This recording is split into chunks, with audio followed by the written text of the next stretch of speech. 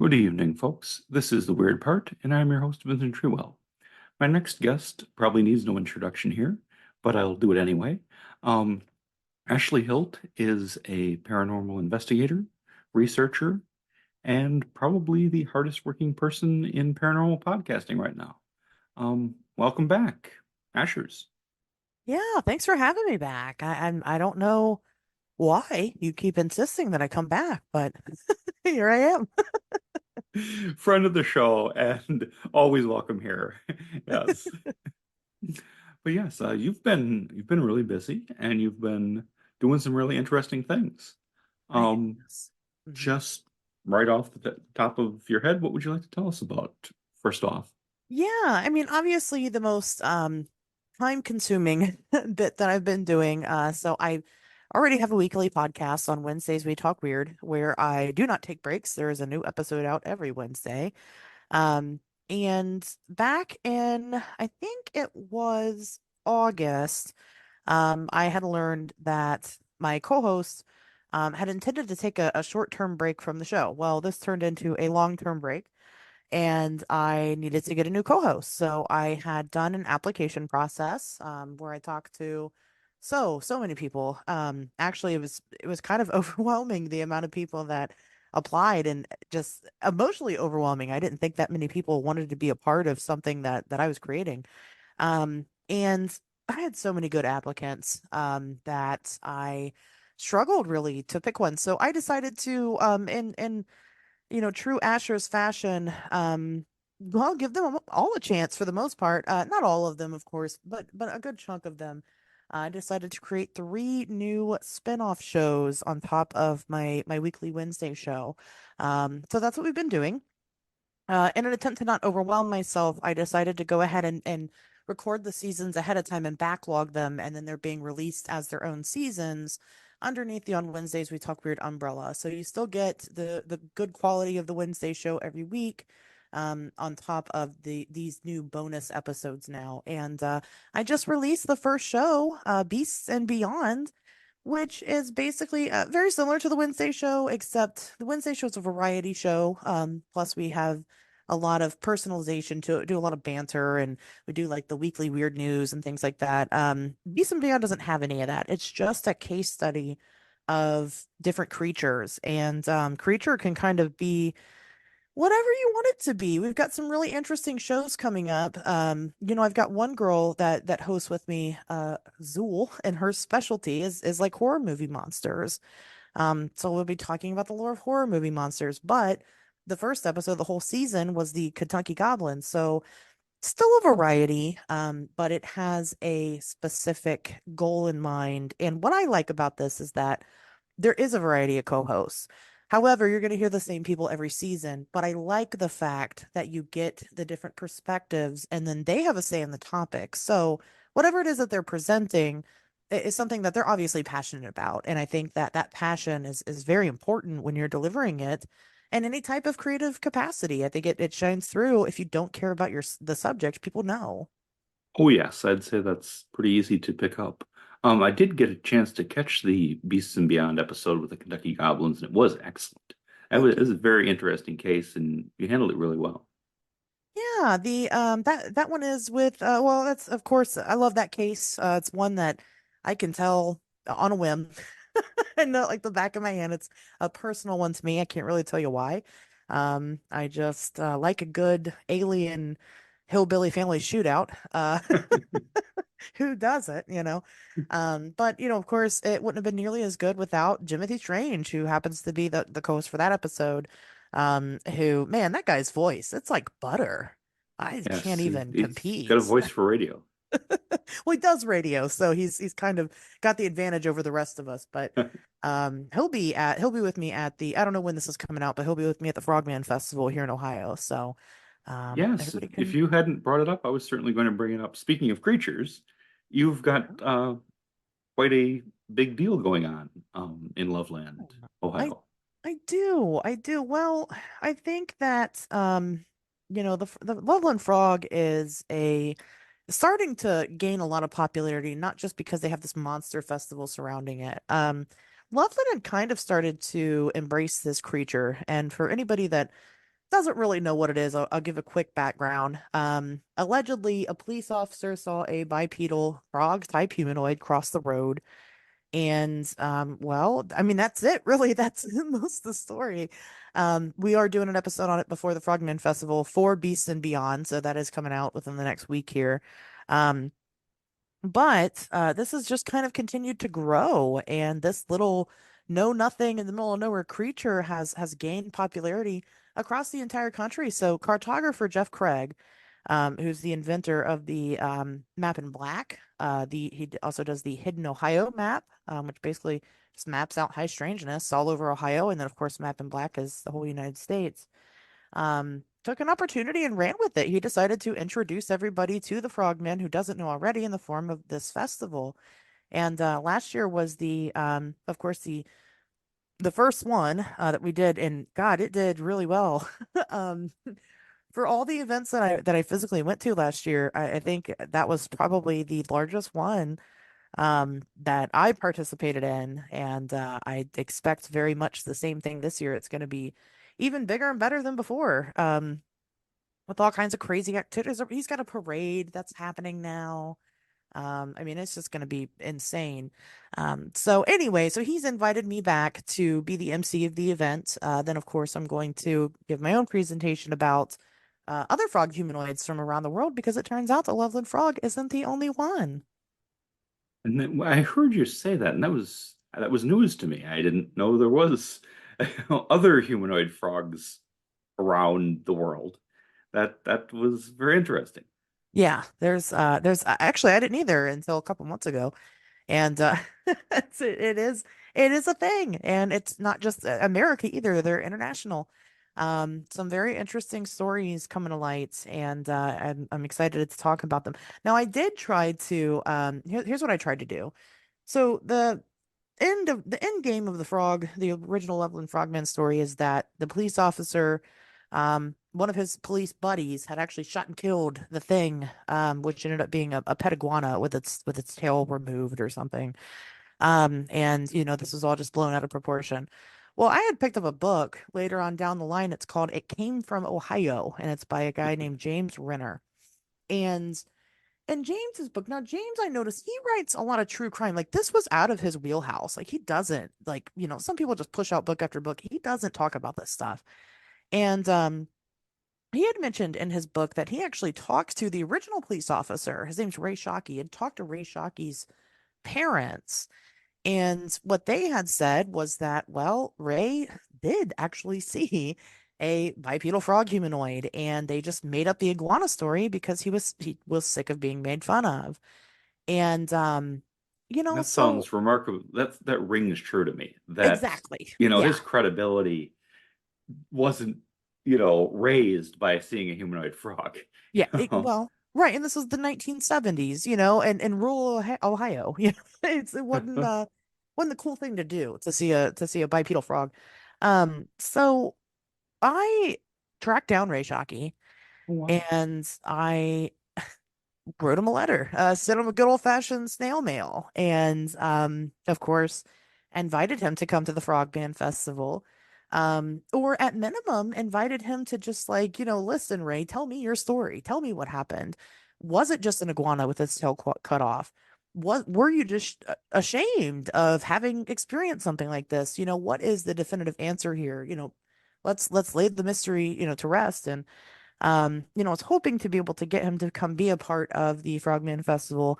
He unfortunately skirted my letter. He did not respond. So Mhm. Yeah.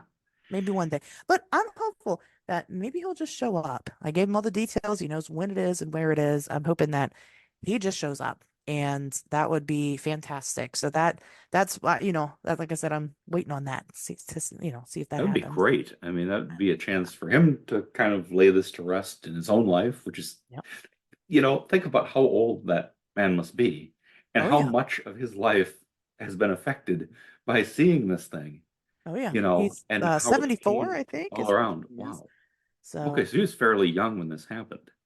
yeah. And Well, it, yeah. wow, covered the next 40 years of his life with, frog stuff, wow. Right. That would Right. And there's a number of people who've had these kind of encounters and reported them, and it became the defining thing that happened to them in their life. Hmm. And that's got to be a lot to deal with, you know? Yeah, absolutely. Well, and especially, if it was just an iguana, I mean, that's just as important. Is it fun? No, of course I want it to be a frog humanoid, Why wouldn't I? Oh, yeah. But even if that is the story, I think it's very important to settle, settle it up. That's the story. Of course, nobody wants to not have fun with it, but you can still have fun with it, even knowing the truth of the matter. There was still that encounter in the 1950s with a businessman who saw three of them. Yes. One of them was wearing a cloak. I'm sorry, they were all wearing like cloaks, but one of them was brandishing a type of wand that had like sparks coming out of it. And then it wasn't just Ray Shockey at that time. There was a farmer who claimed to have seen this thing, claimed that it attacked his cattle, of course. There are other people that come out of the woodwork. I had an encounter relayed to me. It was probably 2 days before the Frogman Festival last year, and this is just a local who says that him and his friends were down by the river and they were doing what teenagers do.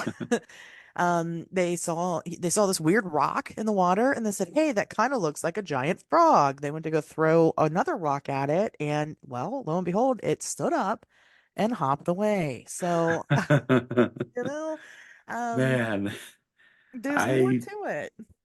my courage would have been tested. They were Man, that would very be just afraid, yeah. disturbing, you know? Yeah, I think they left that area afterwards. I don't think they stayed. But no, they were very excited about it. So, I mean, it does, people do still report. And again, this is a phenomena that we see across the whole world. So I wouldn't be surprised that Ray Shockey saw what he saw. Oh yeah. And in order to, skirt ridicule, let his buddy help him make up the story to kind of, I think the other police officer saw it also. And I think he did probably shoot at it. But I think that the other guy was like, it was just an iguana. Like in his mind, that's what he told himself. Oh yeah, and I think that's probably for a lot of people kind of a buffer. You Yeah. know, if you really see something like that, that's going to be very disturbing to your whole worldview, you know? Oh yeah, And, absolutely. you know, and not to just rubber stamp, whatever the cops say, but there is a different level to me of, consequence. If you make an official government report that I saw this Hmm. and while I was working and, this happened, it becomes an official document and you're putting Yeah. your name on that. Hmm. And that carries to me more weight than some other reports, and that'll follow you for, well, the rest of your life, Oh And yeah. if you're saying you shot your gun at it, I mean, you're really saying something. You're saying, I did this and this thing was real. And, you can't take that back. And that gives it a significant amount of credibility to me. Yeah, I agree. I agree. I love the Loveland Frog. Of course, it's local to me. Went down to, it's kind of a joke, but really I'd never been to Loveland, Ohio. It's only about 40 minutes away. Me and my previous co-host Pato, we decided to take a trip down there. And and we did, and we tried to track down roughly where the Shockey sighting had taken place, but um it was difficult to do. It took place right outside of an old boot factory, but it was right. So the river, the Miami River, has like a road that runs, alongside it, and we couldn't really find the location where the boot factory had been at the time. But let me tell you, that whole area, you'd never guess there was a frog humanoid living there. It's very gentrified. Huh. It's kind of nice. I mean, everything is brand new. That you have a cutesy little town, but it's not like a historic little town. I mean, everything is brand new. They And kind of built it right on top of the swamp, or basically, wow. pretty much. I mean, right there along the river, it's just a whole little town, and there's a nice little parks and rec area. There were people out and about everywhere. Loveland, Ohio is known for its the Loveland Castle, actually. And that's been around. This way predates Frogman. Some guy with a Knights of the Round Table obsession decided to start a Boy Scouts project and had them all build up this castle. And I think that started happening in like the 1940s. Wow. But now there is a legit castle that you can go see and tour in Loveland, and it's really neat. I mean, it's definitely worth it's like $5 to get in. It's, so you spend an afternoon. It is nice. So it's not like it doesn't have its own history to it or anything else besides the Loveland Frog. It's definitely got a lot going for it. But yeah, nowadays I can't imagine that there are any frogman dens in the area. Well, that's what I was going to ask you. Now, something like that. I mean, do you think that it is like it's here all the time and we just like it has some tunnel or something? Or do you think it comes from somewhere else? Like it's not here all the time and it kind of Yeah. comes here from time to time. That's a good question. No, I don't think it's terrestrial. Especially with it's like some of the stories I'm going to share during the presentation. One of them involves somebody having a UFO encounter. And while they're having the UFO encounter, they can actually see through the windows of the craft. And what they describe are, well, guess what? Like frog humanoids in cloaks. Oh, wow. So just a lot of the stuff that you come across with these creatures is very um out of this world, for the lack of a better phrasing. And, especially with the businessman situation. I mean, whatever those things were like definitely sentient and doing some type of ritual or something. I don't know what the hell they were Yeah. doing, but they were They opened the portal or something and ended up on right. the It's wrong their side of it. fault. That's why we see them now. I don't think that it lives here. Can there be massive frogs out in nature somewhere? I'm sure. Can there be massive frogs that are walking upright and are, the original Loveland frog was only like 4 foot tall. Wasn't that big, but that's still pretty big for It's a enormous for a frog. frog. Yes. And And disturbing. I mean, especially walking on its hind legs. right. Right. And it really looked more it rather amphibious which I guess are just frogs, is more of as a better term than just frog. Hmm. Um, but still, I mean, that's still pretty unbelievable.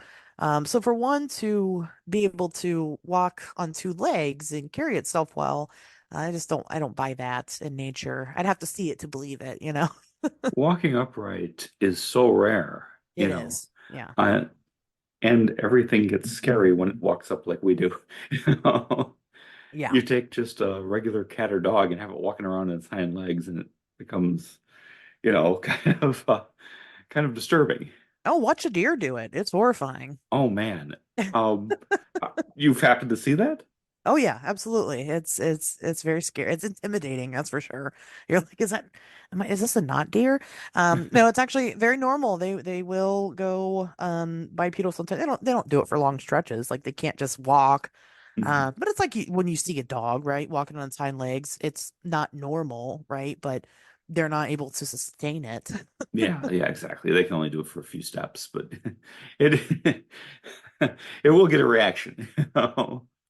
Yeah, absolutely. Um, kind of segueing there.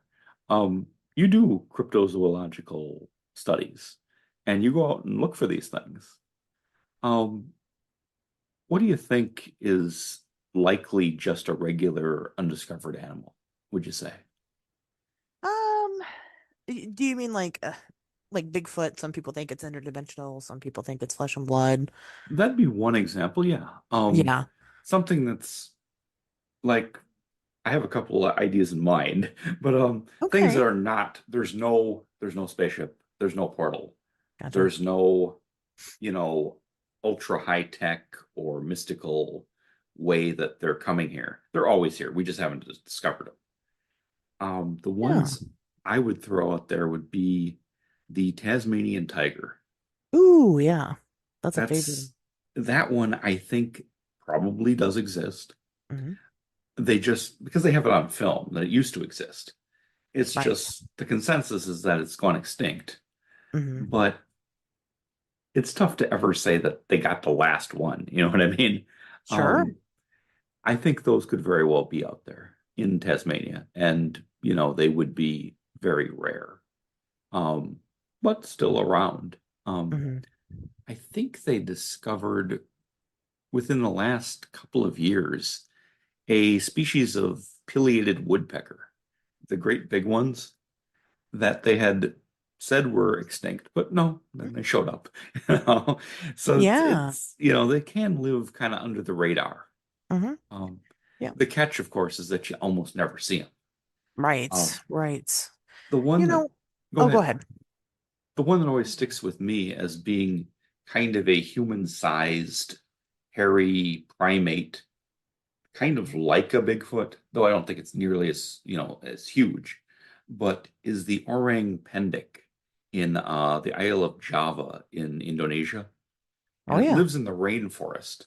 And it's said to be a like an orangutan, but walks upright like a human.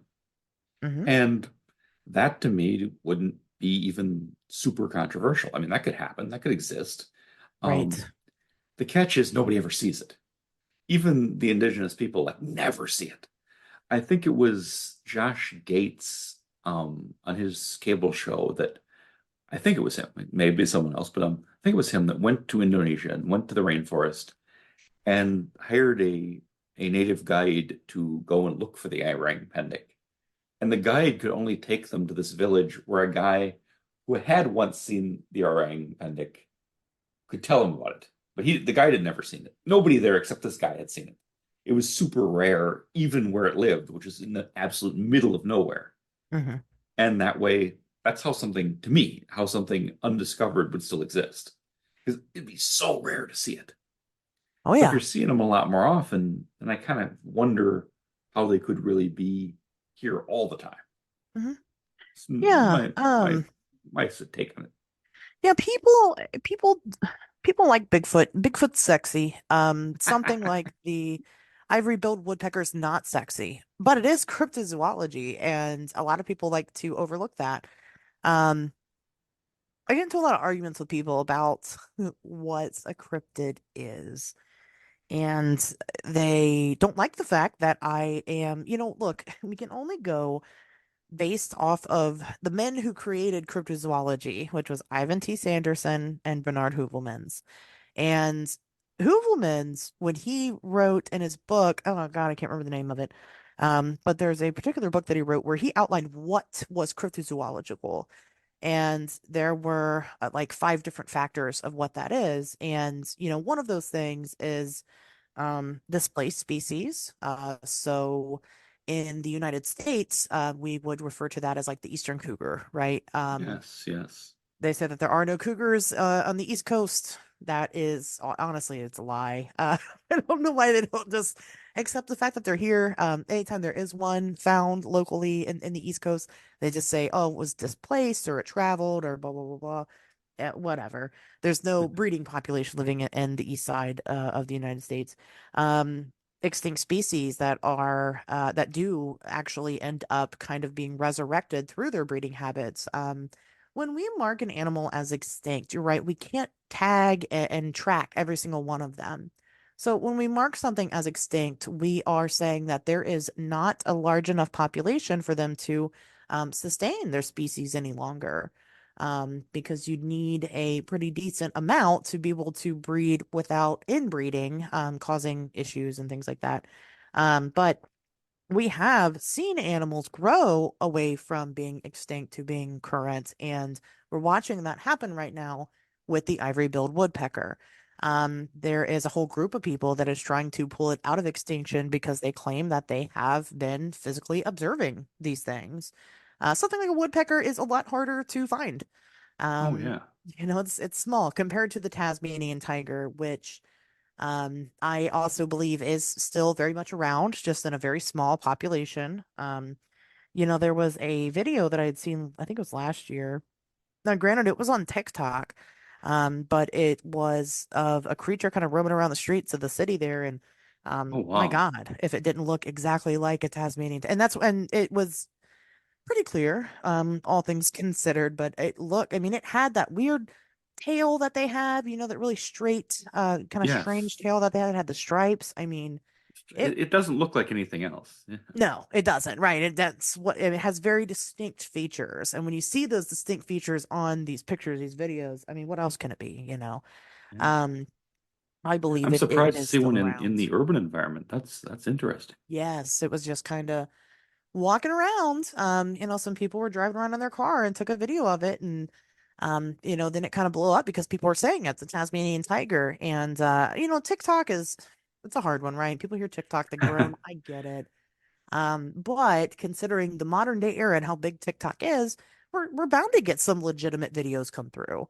Oh And yes, I today's world, people aren't gonna, send a videotape to the New York Times or something. yeah, It's it probably just not doesn't work gonna that way. go that way. Right. And this guy happened to take a video of it. I think he just thought it was some type of weird dog or something. And was like, "Hey guys, look at that dog." And everybody's like, "That's a Tasmanian tiger." I think that things like that are definitely still around. I do think I think Bigfoot is flesh and blood, and that's also growing increasingly unpopular. Um, and it could be because I have a bias, when I got into this stuff. That's all I was into. I was only into cryptozoology. I didn't believe in, the woo. I wasn't here for that. I was very skeptical, and anybody that had brought up, I mean, I remember the first time I was ever faced with anybody claiming that Bigfoot was anything other than an animal, and it was so ridiculous, I just kind of laughed it off, and it was on a forum. It was on cryptomundo.com actually, and the guys in the Oh, that's comments, a and good place. Yeah, it yeah, was. and I don't think it's as active anymore. it's not, but you can still get on there and read it. But that's what I did every morning as a teenager. I woke up and checked Cryptomundo. Because at that time of my life, I wanted to be a cryptozoologist. That was that. And so yeah, the guy presents, this woo Bigfoot story, and everybody in the comments are just like, "Yeah, guy, I want what you're having," making fun of him and stuff. It wasn't taken seriously. We don't see that now. Now we see, if you don't believe in some woo aspect of Bigfoot, you're the weirdo. And I disagree with that. And a lot of people get mad when I do. But let me explain. I think that there is a North American undiscovered species of ape. I think it was last year. It may have been 2022. In recent years, we had actually found fossils of a brand new North American primate. Not Oh very wow. big, but we had never found anything like that before. There was never any proof that any primates have ever lived in North America until that happened. So it's just a testament to the fact that we still have a lot to discover. And the fossil record itself will never be complete. Let's just be honest. Oh no, it's so far from complete that Yeah, it's kind of absurd, really. right. Um, It's so, I mean, not everything that dies turns into a fossil. First of all, it's a very special process. And people don't realize that. They would just assume that fossils are like, oh, everything's got a fossil. It absolutely doesn't. no, Um, no. And the soft tissue goes yeah, usually very quickly. And I mean, the most credible professional scientists are putting together a puzzle that's missing 90% of the pieces. yeah, It's very difficult to find right. the Anything, yeah, incredible. Well, we, provable we still argue about what evidence. dinosaurs look like. We really don't Oh, know. yeah. I'm actually working on something with that. And so I've been doing a lot of dinosaur reading lately. And the whole picture that I grew up with, that they were totally reptiles. No, they really weren't. They're mostly birds. But Right. huge birds that could do stuff, but Huge birds. Yeah. yeah, And it's changed so drastically. yeah. And you get such a little amount of evidence that speaks for hmm you'll find a few bones that speak for an entire species. And Yeah. it's crazy, And they're good. They are good educated guesses, but that's what they are. They're guesses. And, Yes. at the end of the day, and I mean, unless we actually see one or clone one or something, we'll never know I mean, what could what. go wrong there? I mean, Right, exactly. But with Bigfoot, I think that there's a lot of misconceptions about it. We know, um, based off of Patty, and Patty, I feel like it's absurd to think that that is anything other than, guess what, a Bigfoot. And what we know based off of Patty, if we use her as our standard of a Bigfoot, um. she's really not as big as everybody thinks she is. She's probably anywhere between 6'7" and 7'4", which of course, standing in front of you is massive. But you get some people that are like, oh, it was 12 to 15 feet tall. It wasn't. It can't be. We would have Yeah, discovered it and it wouldn't be able to walk. I would concur with you on the Patty footage. That has always seemed really convincing to me, Yeah, yeah. and especially for the state of the art at that time, which wasn't that great, and just the naturalness of how she seems to move. And as you said, the height is within the realm of human height. Yeah, That's right. possible. Um, and And she might everything have been large. I mean, she might have been large for her species. We don't know. She could have been small for her species. We have no idea. Some species of animals, the female is bigger. Does that normally happen with most, yeah. primates? Not necessarily. They can weigh more sometimes, because they are mammals and they're child rearing, and it's just child rearing is easier when you're fatter, according to nature, apparently. But that could be the case with them. We don't know enough about them to know if their females are bigger, if they're not, if she was an exception. And that's why she was caught, is because she's so much larger than everybody else. Who knows? But that's the only thing we can base it off of. So let's just say she is the standard. Again, 6'7" is not it's big, but it's not unbelievably massive. It's a very large human. It is. Yep, it And is. that's it. But not even someone suffering gigantism, but like somebody who Who's plays a lot of extra tall. basketball. Yeah. There are plenty of people that are that height and above. Yeah. Yeah. I don't think they're that big. I've got a guy locally who I'm hoping actually I'll get him on. One of the brand new shows I'm doing is people sharing their weird experiences. It'll be called Fringes of Reality. And that season will be airing after Beast and Beyond completes. And I'm hoping to get him to come on and talk about his encounter, him and his wife. He lives locally to me, and he saw a probably 3 to 4 foot tall Bigfoot thing in his Oh yard wow. one morning. And what was crazy about it, so he saw it early in the morning. It was just kind of in the tree line there. He kind of backs up onto property, that lives on a tree line. And the next morning, his wife also saw it. So they didn't see this thing together. They both saw it separate times, but saw, pretty much the same thing. But the height was interesting because it was small. Again, 4 foot tall. And Ohio was really known for a lot of smaller Bigfoot type creatures. And I think that there's probably more of them out there than we realize, as far as like the smaller ones go. It's just that I think that the taller ones get those stories get told more because it's scarier because they're bigger. Um, Yeah, yeah, but that if makes a lot of sense. but if I had to guess, I don't think they're that large. Like you said, the orang pendek is not very large. I think it's like 6 foot, and it's very scrawny. Um, I don't think these things get that big. And I think that's controversial to a lot of people. But I think that when you're seeing something like that in the woods, even if it's as tall as you are, we are prone to things that are scary or massive. It's like when you see the spider on the wall, right? Oh, this huge spider is the size of my hand. And meanwhile, it's the size of a dime. Well, Um, crime scene witnesses oh yeah. often say that the perpetrator is much taller than he really, really is found to be. And And that's it's, why there's height charts on gas station yes, doors. yes. Well, whatever scares you is bigger, it's larger. Exactly. And Yeah. yeah, um, I guess, and not so much arguing. I never get mad about the paranormal. There's Sure. no Right. There's way. no point. None of us have the right answer. Let's be honest. Exactly, exactly.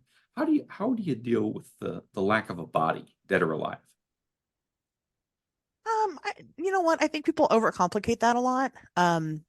Go out in the woods. Tell me how many bodies you see. I've been out in the woods a lot, and every once in a while you do come across things, maybe birds sometimes, small animals. Found a dead cat once. That was, devastating emotionally to me. Yeah. But you don't really, I mean, how many deer carcasses do you come across? It happens. But it doesn't happen very often. How many bears do people come across?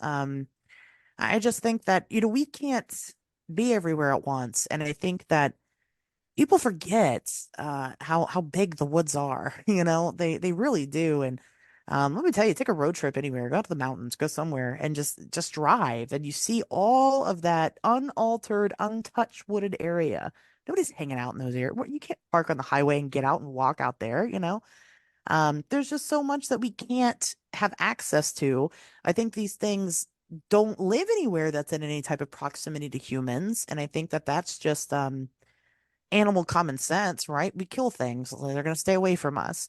And I don't think it takes any type of superhuman intelligence to come to that conclusion.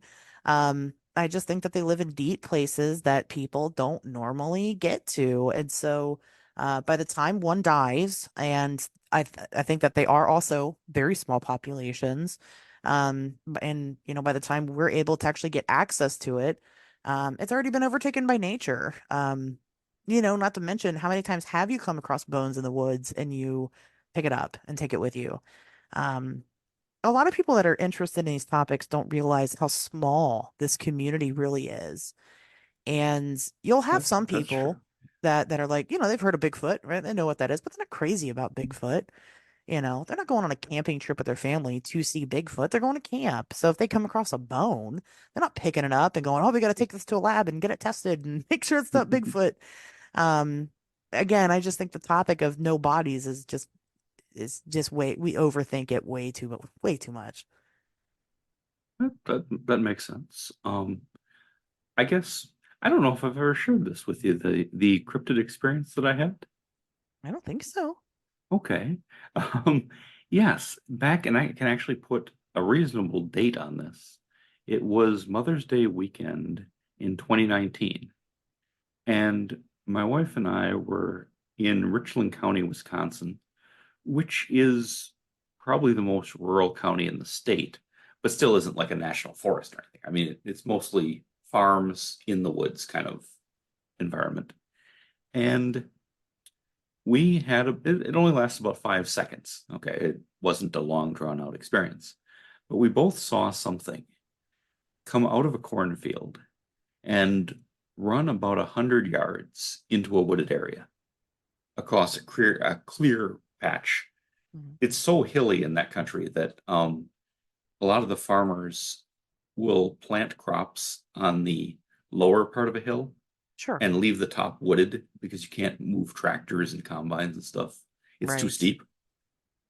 And we both saw a large, hairy creature come out of the cornfield and try to climb. Well, it did. It successfully climbed up the hill and into the wooded area in a space of a few seconds, but enough time, not peripheral, enough time to look right at it. And we didn't talk about it right away, but when we got to town, I asked her what she saw, and she was 100% that she'd seen Bigfoot. I felt that I had seen a weird mutant bear, but not the kind of bear that really exists in nature, because especially not there, which doesn't have a native bear population. And what lives in Wisconsin are just black bears, which don't get more than like a couple 100 pounds. This was enormous and it was multicolored. And it was not ethereal or, anything. It looked like very much a flesh and blood creature, Hmm. scrambling as fast as it could and kind of hopping up this hill because it was so steep. And I have racked my brain for any normal thing that could be. I grew up in the rural environment, as did my wife, and I'm glad she was there, so I wasn't completely losing my mind because we both saw it at the same time. And we saw generally the same thing, even if there may have been details may have been different, or we may have interpreted it differently. But I have not been able to put anything else that would be than, some sort of cryptid creature. And Sure. yet it's baffled me how it could live in that environment and not be seen frequently. Hmm. I don't know. Well, you've also got these little I mean, if you go to a lot of these small towns, where a lot of these creatures have a lot of lore and backstory to them, um, most of the time culturally, it's just the fact that they live there. It's not really up for debate. They don't question whether or not it's real. They know that it is, and that's good enough for them. So it's not necessarily that they aren't being seen.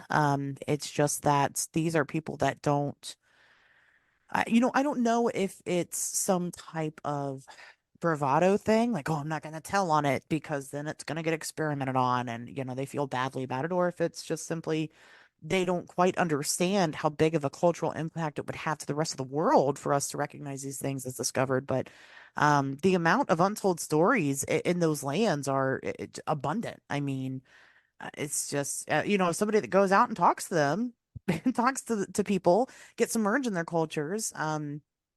It's very clear that again these are indisputable fact to them. They don't need to be to prove anything to them because they've grown up with it their whole life, and it's just something that lives amongst them in their area. So that is interesting. And then of course That's you a don't good have a lot of point. that in big And cities because they don't come mm, to big cities. They stay mm. away from the big cities. So And as it happens, of course, who did I report it to? Nobody.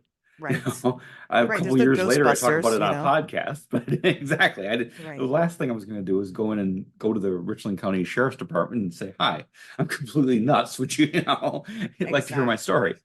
Um, so I know I didn't tell anybody officially. So I guess that probably happens quite a lot.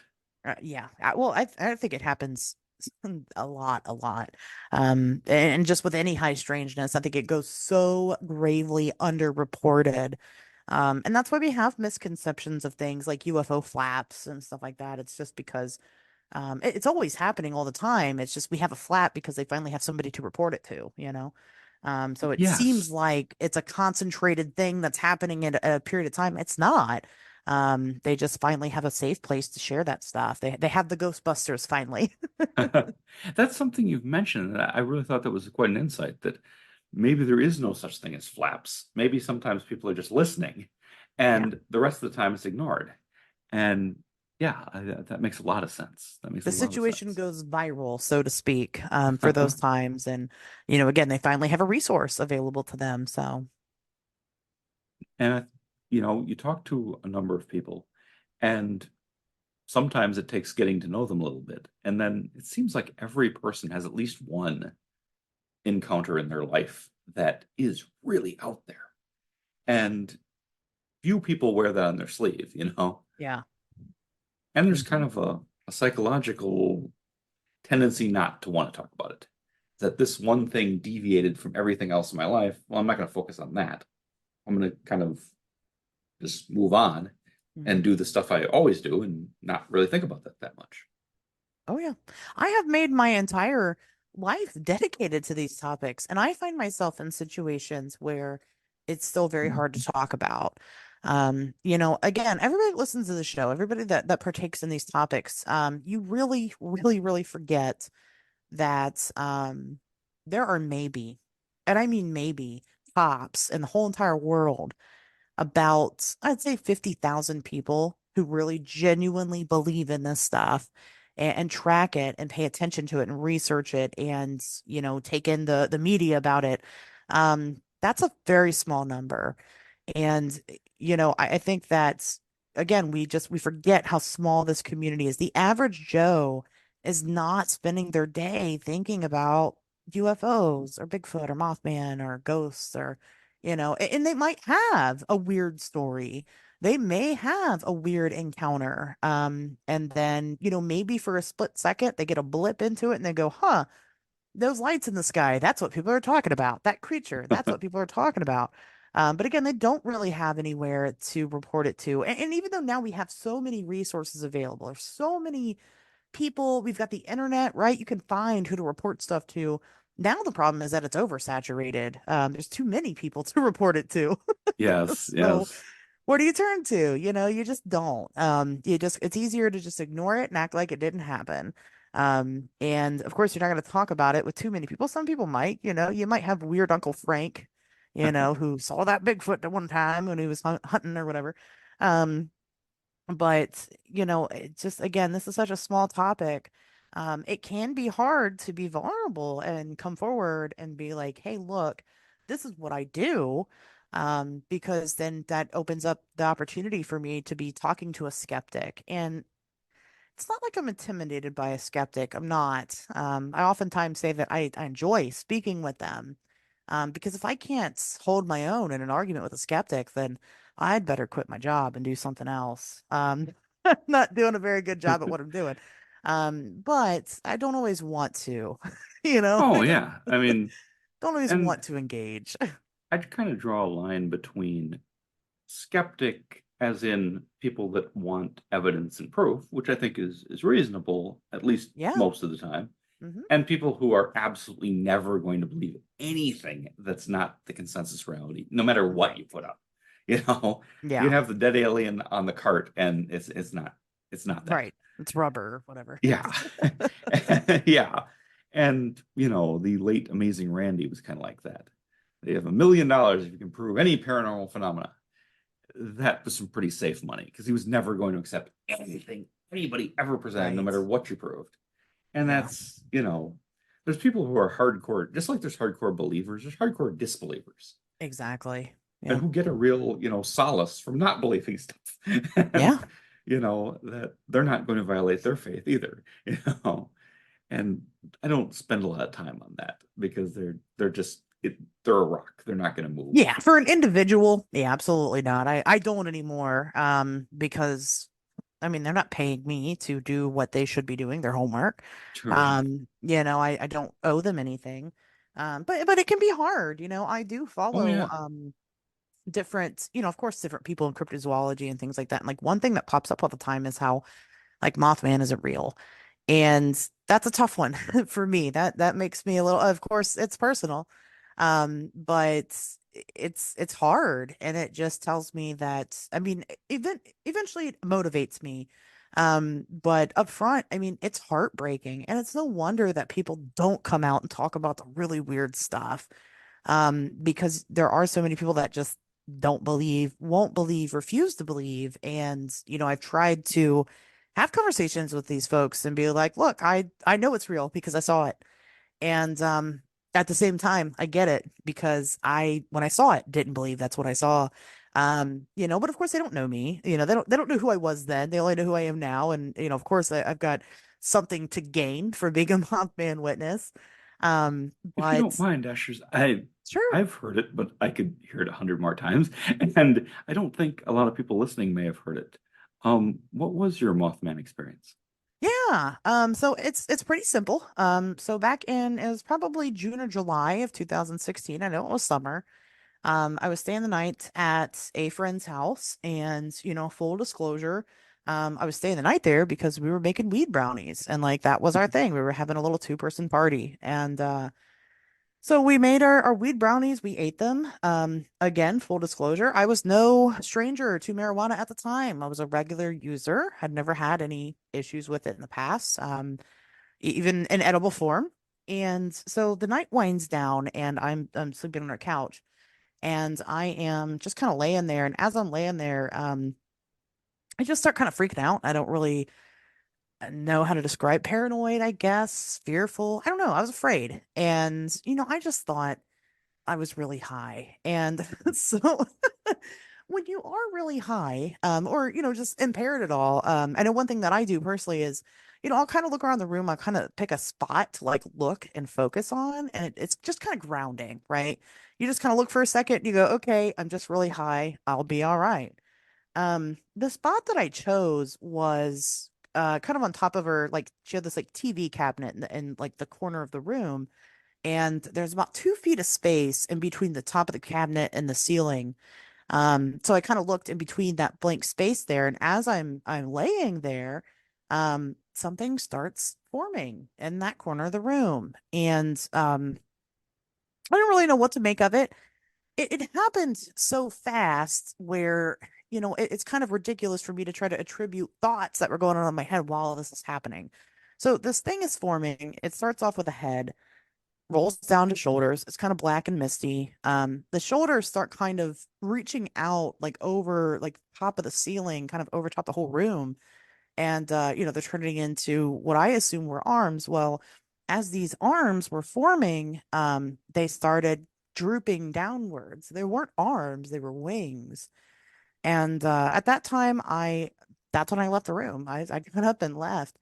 And I went and I woke her up. She laughed. She's like, haha, you're high, you know. But she woke up and she hung out with me for a while. We hung out and that was it. Now, again, this was 2016. I at that time was very skeptical of anything supernatural.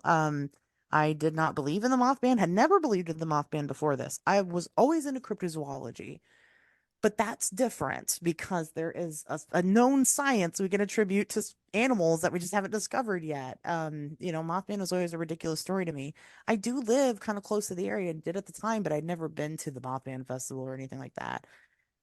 So flash forward, I just kind of forget about this whole incident. In 2021, I am taking a Mothman encounters. This was after I'd started doing my research. I started doing Mothman research in September of 2019. And a girl told me a story about how, her and her boyfriend were staying at a hotel in Atlanta, Georgia, and they had seen the Mothman. They had seen it flying around outside their hotel room, Oh, and it wow. was and it was also peeking into the window of their third story hotel room. And the one thing that she said to me kind of triggered this memory of my own event. She said, "Well, I want to be honest. We were taking gummies. We were taking THC gummies, and but I'm a regular user, so she sent me pictures of the packaging and everything, because she was so desperate, I think, for me to believe that what she saw was legitimate. She was worried that that would impact her story, and I don't know, something about that moment. I was like, it was so weird. It's like everything kind of came together about my life for the past, 6 years or so. And it hit me and I went, oh shit, I saw that. I saw it. I saw that. I know that's what I saw.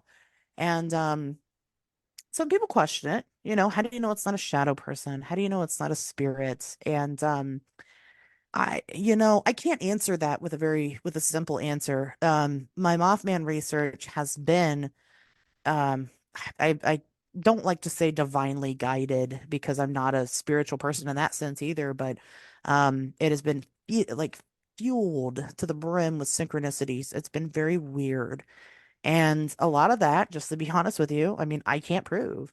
I can't prove to you how I felt in a lot of these moments that I've experienced in doing this research. I can just try to lend my credibility in other areas and hope that people trust what I say to them about it. And that's that really. Yeah, That's you fascinating. can't convince me I And saw anything different. and just to clear it up for any listeners that may not have had these sort of um experiences, I'm talking about the THC. I'm not talking about the Sure. beings. That's not that kind of hallucination isn't part of taking edibles. No, That's not what really happens. no, You may it's have not. many things happen. I once got lost in my kitchen, and I don't edibles aren't part of my life at this point. They're But not for me either. So that's yeah, what I tell everybody. The last time I took edibles, I saw the Mothman. No, thank you. exactly. Yes, but you don't see things that No, are not there. you don't. As a this is not LSD or DMT or something. Very, very different and much milder Right. experience. Yeah. So Yeah. what Well, and you're that's what, seeing is really there in some capacity. right. Now the paranoia and the freaking out, I mean, that could have been attributed to Oh the yeah, marijuana use. Or it could have been the experience. Some of the Mothman stories that are out there, have this weird sense of dread to them. And I don't know if it's just because I don't know if it's something that it does on purpose. Some of the stories are like that. Frank Shaw, the Frank Shaw gargoyle story, which for anybody that doesn't know, Frank Shaw was an employee of NASA who walked out of the NASA building in Houston and saw a gargoyle sitting on the building. One thing that he claims it seemed like it was doing, he was very afraid. But again, you're seeing a gargoyle. Is that natural fear? Who knows? yeah. But he said that he felt like this thing was enjoying the fact that he was very afraid. And a lot of the time, these feelings that you have surrounding these experiences, I mean, again, it's not proof. And it's not something that you can easily explain. It's just something that, well, it happens. And, you either get it or you don't.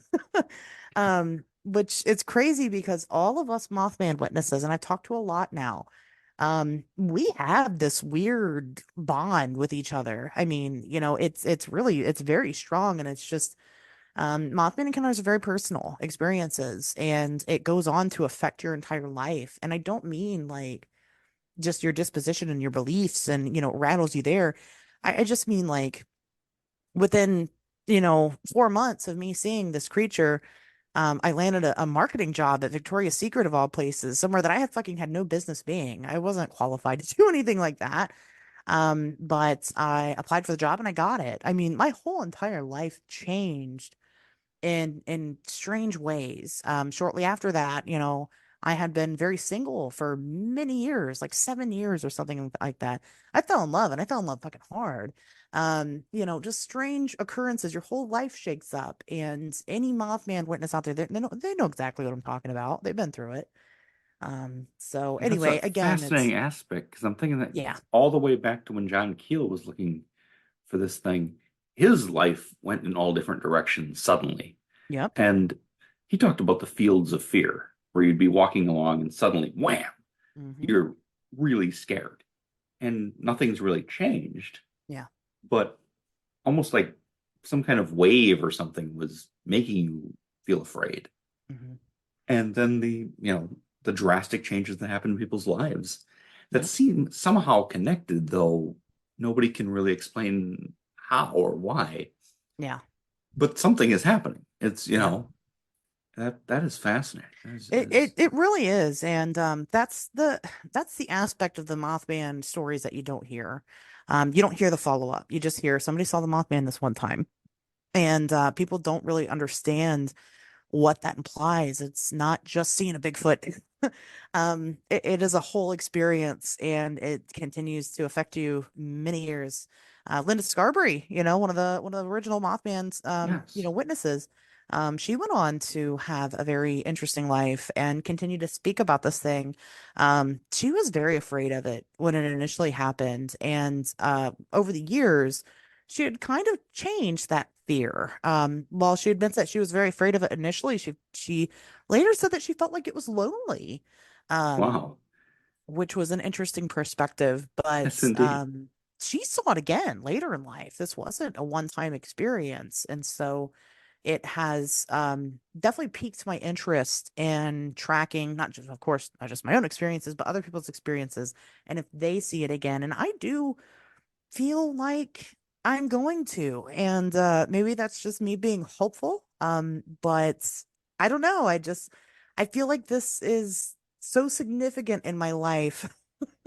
Um, which Almost like a again is, harbinger. Yeah. Like it's it's, well, it's one of those strange feelings of it's just overwhelming. Like it's like your intuition, your gut instinct, and it's like I've got this friend. She's convinced she's going to win the lottery. Okay, she keeps a dollar bill in her purse at all times, in case she gets the day that she's going to take that dollar bill and win it. Win the lottery. She knows she's going to. It's going to happen for her. Has it happened yet? No, she hasn't felt the overwhelming need to purchase a ticket yet. um we all have that gut instinct, and again, it's just a feeling that you can't possibly describe. It's like describing a dream to another person. They don't get it unless they're there.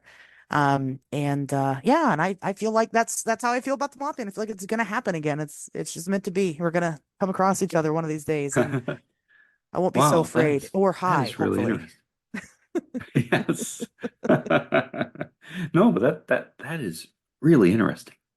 And I guess we'll see what the future holds, but I it's more than just, an encounter. It's something that really has you know, a deeper meaning in some way, Yeah. whatever that may be. It's something more than just, I think I saw this thing that, I don't know what it is. But that is really interesting, Asher. Wow. Um Well, thank you. no, that's a fascinating story. Um and I won't even guess what it means because I don't know what it means. But You it know, means something. I don't either. Right. So we're in the same boat, and that's kind Mhm. of what I'm trying to figure out. Do I want the truth about all this stuff? Yeah, I do. But do I want to know why I don't want to say picked. That sounds like I'm special. I'm not. I'm just a person, you guys. You know, but to say that again, that this wasn't life altering to me, um, I mean, it shook up everything that I thought I knew about anything ever. And I want to know why. I want to know why me now? Why am I being, why did these things happen to me? And how can I translate that to other people to make them open their eyes and see that we're not just crazy people having experiences. These are real. How can I induce that in other people so that they get it? Because again, experiences like this, I just don't think you get until you have one. I think there's probably a lot of truth to that. Yes, Mhm. indeed. Yes, indeed. Wow. So we'll see what happens. I'm here Yes, for it. So yes, we shall. Um, I know you've been working on this a while, and it's a project that's probably going to take, it'll take what it takes. But Mhm. how is the movie going? It has been not going well. Okay. And just because I honestly, I mean, I've stepped away from it for a minute. When I jumped into documentary filmmaking, I didn't think, and I've never done anything like this before. I thought that it would be a lot easier than it has been, and the concept of it has changed a couple of times. Well, not really. So I mean, it's about the Mothman, and it is about conveying my experience with it, as well as showcasing other people's experiences. It's also about moving away from the flap and Point Pleasant and, showing people that this is a phenomena that's been around as long as we have and continues to persist to this day, in the same capacity that it did then. Um, but I learned that making movies is expensive. And, there have been circumstances, I guess, in modern day. I guess I'll talk about it. There's allegedly a flap of Mothman sightings that have been happening in Chicago, Yes. and my I'm skeptical of those sightings. And as much as, of course, I want everybody to believe in the power and love of Mothman, as my cult leader self sounds sometimes, I have to be honest about some of this stuff, and I've been trying to get to the bottom of that. Well, it's hard to investigate something when you're 6 hours away. Um, and I just have simply to put, I have not had the money nor the time to be able to put into going and giving this a proper effort. And when you're making a documentary that's about an ongoing investigation, it's really important that you investigate. Yes, yes, yes. And sometimes investigations are nothing happens. Now, what I've learned, I've learned not to announce things before they're ready in this field, because then people expect them from you right away. And when you look at other projects centered around these topics, especially in an ongoing investigation, what you'll find is that these things took many, many years to come out with. I think like John Keel didn't put out Mothman Prophecies until I think 1975. Yes, that Um, sounds about right. And it almost happened a decade. long time earlier. Yes. Because again, it is an ongoing study. I've had some people say, well, you just end it somewhere. And you're right, but I can't do that. I can't do that with these sightings being so prevalent in the community and me just going, well, I can't tell you about them because everybody wanted me to just end it and put it out. Um, And no, that's an important point because that's kind of what Keel did with the right. bridge collapse. Yeah, And a lot of it people think is. that it was very limited to that small town, and then the bridge collapse happened and game over. But it Yeah. wasn't. Yeah, it wasn't. And you've really kept that alive, that this is an ongoing phenomena that does continue to occur. And that I will give Keel, I mean, I have all the respect in the world for him, but he was kind of he was kind of losing his mind. And he needed it to end, and I think that's kind of why he Yes. ended it there. Yeah, we see that a lot happen in this field, unfortunately. It is an occupational Um, hazard. but it's like, the need to give answers. I don't necessarily feel like I need to give answers. I have made up my mind. Once I feel satisfied with the Chicago investigation, um, I can put well, I'm not even I can put um a cap on it, so to speak, that is willing and ready to be opened at any time. It won't end Mothman research for me. But what this has done, I mean, since it has taken so long, I said that the concepts has kind of changed a little bit. Not, it hasn't really changed, but if I would have just done it and put it out when I originally had intended to, which is back in 2020, my intention was to put it out that year, that fall. There's so many people I wouldn't have met. There's so many avenues I wouldn't have investigated. My perspective has changed since then. And when I put this out there, I want it to be something that stands the test of time. I don't want to be like, oh, I'm going to put my name on this, and this is what I believe, and this is what I feel. And then in 5 years, that completely changes, and then I got to Oh, do it yes, again. yes. Mhm. Um, It'll but take what it takes, but I think exactly. when you're completed, it will be a real, you know, profound statement about the phenomenon. Yeah, it will be really good. Now that was why I decided, hey, let's write a book and put the book out. I can put the book out. All my Mothman research up until this point, I think that would be really fascinating. And I had intended on doing that, but then I had to find a new co-host for my show. Then that turned into three brand new shows, and sometimes it just works that way. Unfortunately, people don't pay you to investigate. Um, No, no. people The will pay me for the costs of book. doing stuff is, yeah, It's outrageous, but I can't I have to look. I mean, as much as the truth is important, if I want to keep doing this as my job, I have to prioritize what makes money. And I know that sounds bad to people. I get it. It sounds dishonest, that is but it, 100% the real world, though, it is, right. I Um, can't pay my bills with Mothman research, it doesn't work that way. So it's just priority. And again, I'm one person. I don't have a team like Seth Breedlove does with Small Town Monsters. I have just me, and I've never, ever, ever filmed or edited or script written, or I've never done any of that in my entire life. And I plan on keeping it that way. I mean, unless there's somebody that wants to put out some free labor. I've already sunk probably about $12,000 of my own money into this thing, and I probably will never make that back. So it's certainly a passion project. Um, but it's going to take time to put out there, but I promise that when it does, it's going to be worth the wait. It's not just going to be, YouTube quality. Here's something. It's going to be good. I'm going to make sure it's good, and that's why it's important to take the time with it.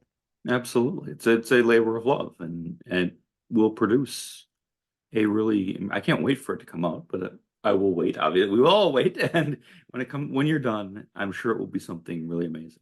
Oh yeah, and everybody will know. I will be everywhere pushing it to everyone because again, I have to at least make $12,000 back on it. So, um, and the whole world will know when it's ready. That will be something to look forward to. Absolutely. For sure. Um, I'm just gonna shift gears a little bit because we've been just flowing along here, and I'm actually we're good on time, but it has been moving along. Um, you sometimes talk about true crime. What are you what are some of the cases that you find fascinating? Oh, that's a big question. Um, Most of the time it just depends on what's happening right now. But I do have a couple favorites. One that I just dived into is a local case about a girl named Erica Baker who in my city, Kettering, back in the 90s, I think it was 99, I can't remember. Um, went missing. Okay, she was walking her dog. She was 9 years old, and she went missing. And the area she went missing in is a very highly populated area. It's where the local middle school is, as well as an elementary school and the rec center. And what's fascinating about this case to me is that we know what happened to Erica Baker. We know who killed, we know she's dead. We know who killed her. We don't know where her body is. Wow. So a gentleman by the name of Christian Gabriel was getting really high with his girlfriend and potentially two other friends. And they were driving around that area and they hit and killed her. Oh man. Um, they loaded her body up in the van. They didn't really check to see if she was dead, or at least that's what Christian says. And they went back to his apartment, I'm sorry, his trailer, and got high again. They smoked a bunch of crack, trying to figure Oh out what to do man. with her body. Now Christian says that he wasn't from the area. So he had just moved to the area with his girlfriend, Jan, and Jan said, I know a great place to dump the body. It's called Huffman Dam. Let's go out there. So they do. Christian allegedly stays in the van while the other three take the body somewhere in that general direction and come back without her. But we've never found her. And because we've never found her, and because all we really have is his testimony, nobody's ever been charged with a murder. Wow, And it's very that is fascinating. amazing. It's a So very are fascinating they in story. are they incarcerated on other charges? So Christian Gabriel was, which is crazy because he ended up getting like abuse of corpse. I think he got other things also. I can't remember, but like small charges. He served Mhm. some time in prison. He got out. When he got out, Erica's grandmother gave him a ride home from the prison, and the family tried to like be nice to him and supportive in hopes that he would tell where her body is. And he just Wow. says, "So I'm sorry, I don't remember. I was high. I don't Uh-huh. remember." And And he you wasn't know, gummies high. He was like hardcore right. Like I said, they went and crack smoked crack. He cocaine, admits maybe that some while they had the meth. body. Yeah. Okay. So but I think it's a fascinating case. We still talk about it locally. The anniversary just passed here. Searches are still happening. They're still Wow. very much trying to find her body, and it has been now, I think it was 99 because I think it was just the 25th anniversary. And we don't know. We have no idea. No, he gave police directions from where they went to, and the directions that they went to. There is a Huffman Dam here. The directions he gave them don't lead to Huffman Dam. They lead to a different park. And so it is possible that he just didn't know the name, or they didn't know the name, or we have a lot of like national, reserves and everything in the area. So so many places that could be searched, and you're talking about a body, it's just going to be bones, at Oh this yeah, point. yeah. It's just Um amazing that hasn't been found in yeah, two and a and half this long decades. and this Wow. long and there's and the they're still hoping that they'll find her. So I mean, I don't know, I like, it's weird to say I like missing persons cases, but Oh no, that's one of um my focuses of interest too, yeah. especially when they haven't, they're not sure that they're dead, and especially when they come back alive. Right. Well, and we talked about the Johnny Gosh case over Yes. on the show, and that's one of those ones where Johnny Gosh was missing as a teenager. I don't want to say abducted because we don't really know for sure. And allegedly, as an adult, came back and visited his mother and said that he's alive, he's fine. He's not fine. But another guy came forward who claimed to be a part of this, which is he's probably about Johnny's age, a little bit older. Ended up coming forward later on saying that he was also abducted into this like pedo ring, this like child prostitution ring, and that Johnny Gosh was one of the victims of the ring, and he helped abduct him, you Wow. know. But as far as like coming out to media and things like that, Johnny never has. He's never been like, yeah, I'm here. He visited his mom that one time. She's still very much online, believes that he is alive, that he's being held captive, Wow. in a way, but can't come forward about it. It's crazy. It's a crazy It story. is. It is really wild. Is the other guy, was he the one that was a male prostitute in Washington, D.C.? I think so. I believe Okay. so. Yeah, for This like was in the rich the people. Bush era, yeah. Yeah, yeah, The yeah. George W. Bush era. Hmm. And yes, he was not, hanging around on the corner. He was a high-end male Right. prostitute. Right. And it was just a bizarre story that was swept under the rug as much as humanly possible. Oh yeah. Disappear and do not surface publicly ever again type of thing. Right. You could Right. And well, really, and I remember that. that's his perspective of it, is that, he was, I mean, he's in prison, I believe, for something else, but he says, of course, he's framed, that this is an attempt to shut him up. There's been no proof to prove what he's saying, except for circumstantial and anecdotal evidence. Nothing solid though. But isn't that really what a cover up is, right? To Yes. hide all the evidence, So who knows? He could And be he telling was the in the truth. circles where people could really do that. Yeah. You Yeah. know, So, I it mean, is bizarre. Yeah. I don't know how the Epstein stuff has affected his credibility because he came out with this way before that happened, way Oh before yeah. that happened. So I don't know if they've kind of revisited his story or anything like that. But Um, it is fascinating. So, yeah, we covered that. A lot of the true crime topics that we cover tend to have something extra strange about them, you know. yes, Um, yes. we did the Charles Manson story, but with the take of was he a victim of MK Ultra? And that's what this was all about. Which has a little more credibility to it than you might think. Oh yeah, He knew the please, people. if you want to digress a little bit, that sounds fascinating. I don't remember the details exactly. It's been a long time since we covered it, but he did end up having like dealings with certain people that were directly involved with MK Ultra in some way. Now granted, Charles Manson knew a lot of people. I mean, Yes. he was a He got popular guy. around for a guy that, has a background of just basically being in prison for Right. most of his life. For being a, He's a typical homeless person. career criminal. Yeah. No, he did. He knew a lot of people, and but he did have some dealings with specific individuals within MK Ultra, and MK Ultra at the time was, of course, experimenting with a lot of drugs, and so wasn't Charles Manson. So, Oh, um, yes. there There's, could be some type of tie there. I'm thinking of, great, now I'm totally blanking on his name. Um, Kind of a controversial figure, Peter Lavenda, that's who I'm thinking of.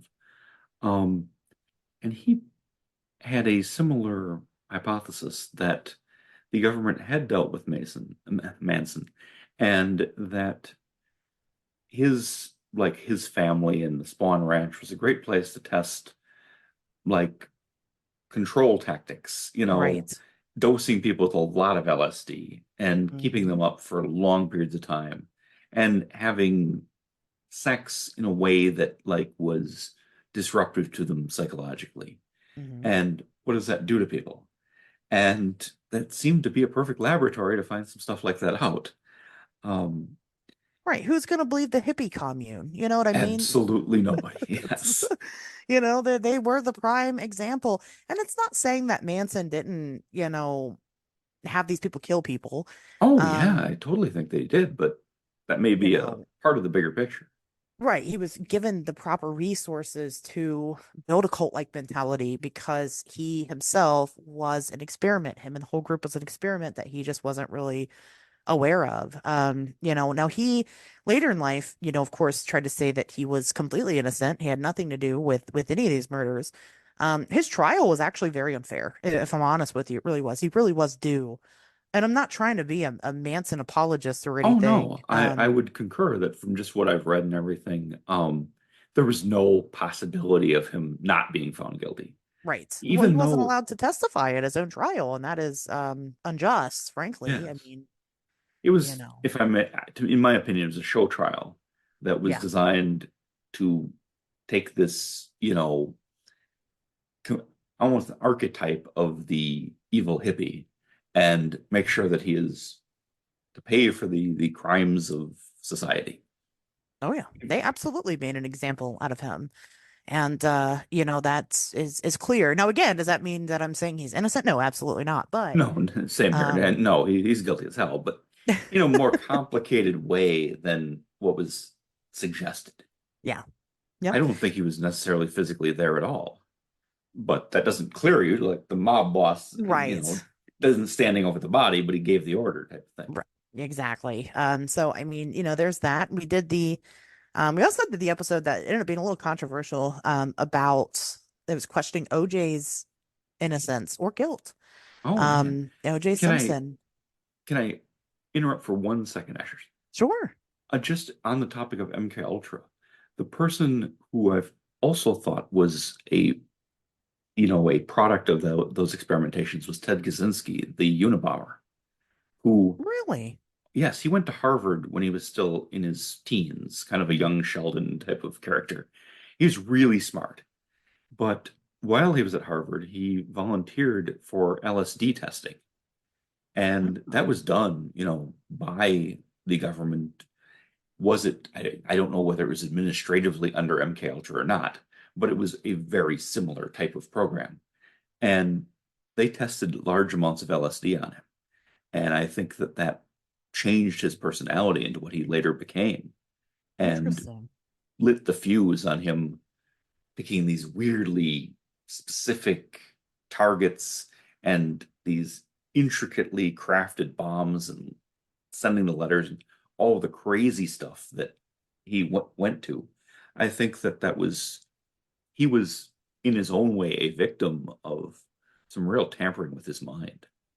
And this was done at Harvard, and it happened. Yeah. Yeah. I know there's so much. MK Ultra is one of those things that is absolute facts. Oh, And yes. the unfortunate part about it is that we don't know how deep that goes. Oh, no, we've only got what was Because in the boxes they didn't burn. right, exactly. Now there's a lot of speculation about what that could be, and of course it ranges to, they've discovered all these crazy psychic powers and things like that. Is that true? I don't know. I wasn't there. I hope Yes. not anyway. I don't think I was there. But Well, the there age regression is working really well, so we've got that going. right, I know. It's doing a good job. Um, but there are things about it that are indisputable fact, and people just kind of overlook that a lot, and I think that's real unfortunate, but I guess that was the plan. So The amnesia of the American public and press is always amazing. yeah, yeah. But So please, I interrupted you. Go ahead with OJ. I'd like to hear that. oh, that's right. Yeah. So yeah, the earliest true crime episodes we did was about OJ Simpson, and about whether or not he killed Nicole. And of course, I know everybody is rolling their eyes. Of course, OJ did it. But there's actually been proof out there contrary, to the contrary, that he did not, in fact, kill her. There was a lot of evidence not stacked against him. I mean, the only thing he really had was that him and Nicole had a very volatile relationship, and that's it. I mean, she did call the cops on him one time for domestic violence. It was cited that they were both violent towards each other, and they probably were. Let's be honest, but when you look There at are the many facts, dysfunctional relationships in this country that don't end right? in murder. Right, exactly. It happens, unfortunately. But when you look at the facts of the case, and of course, well, then why did he run? What was the Bronco chase about? Well, there's a pretty good chance that it was actually OJ's son that killed Nicole and Ron Goldman. Huh.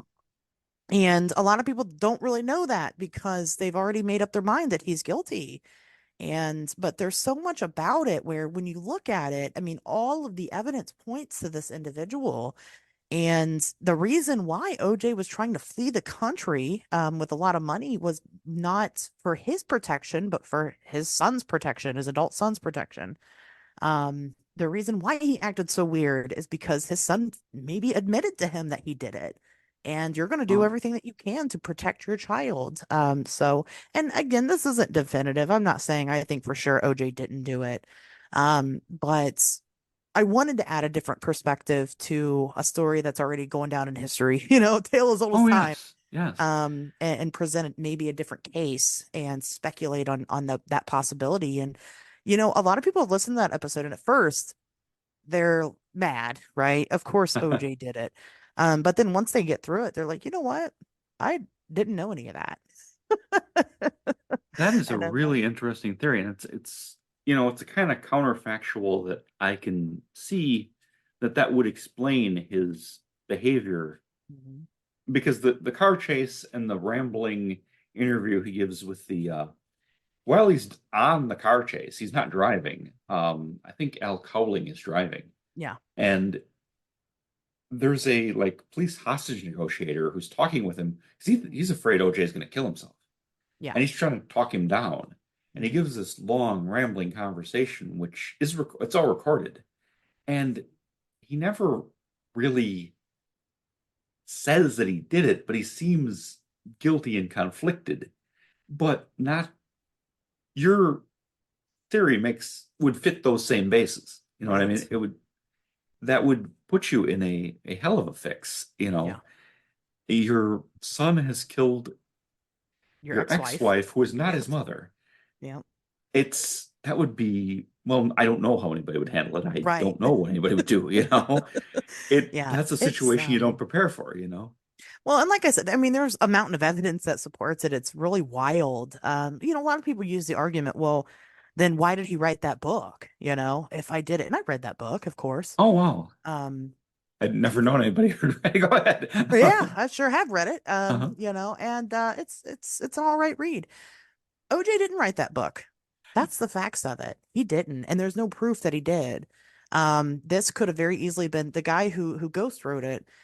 Could have been it could be a complete work of fiction, Yes. and we don't know. And I So mean, money is why he wrote it, I would assume, or why he put his name well, on it, he doesn't make any royalties from it. Actually, the Oh, Goldman family sued for the rights to it. They published it, oh, wow. and put it out, right? So, um, but still, there's no proof that OJ had anything at all to do with it. If you actually look into the facts of it, and so he may not have written that book. When you look at the alibis, OJ only had a very finite amount of time where he was compared to where he had to be to go and kill these two people.